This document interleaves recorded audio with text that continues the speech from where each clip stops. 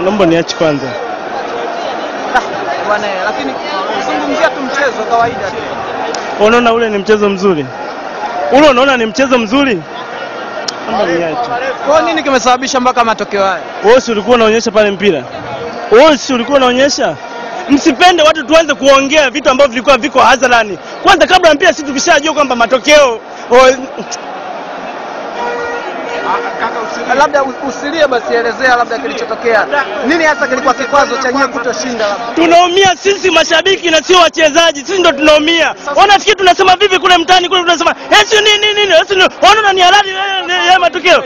Ona ni halali. Haya, na tatizo liko nini zaidi? Tatizo nini? Ile nyekundu ni halali. Mbona nini Bobane amekubali ile nyekundu tujasema? Mbona Bobane amekubali ile nyekundu anampa kadi ya njano? Ile ni halali. Marefa ndio maana marefa anafukuza kazi kwa sababu hawako makini na kazi. Hiyo ni halali, hiyo ni halali kweli. Sisi tunaumia wachezaji, sisi mashabiki ndio tunaumia, lakini si wachezaji. Lakini sababu ya nyekundu ni hujuma. Staki. Naomba niache, ni hujuma. Labda kwa nini hamkushinda magoli refa ya Qatar? Kwa sababu washajua, kila saa tukishapiga pale karibu na langoni, refa ananyosha kibendera. Tukishafika karibu na langoni, lazima ananyosha kibendera. Ni ungwana, ni halali.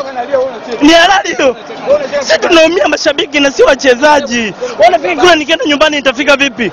Watu wamekaa kibao, mashabiki wa Simba naanza kunisema mimi. Was offside kweli?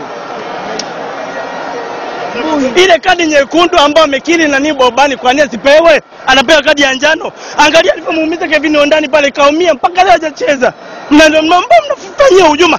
Akijatosha mashabiki wa Simba pale wamekaa wale wa kupiga ngoma, sisi tunakuja kukaa hapa mnatupiga vita. Tunafukuza sisi tuko kimya. Cha msingi wanamwagia kuimaji wachezaji. Je, mnaangalia maskari wapo? Basi pole bwana. Bwana, akisa nyingine.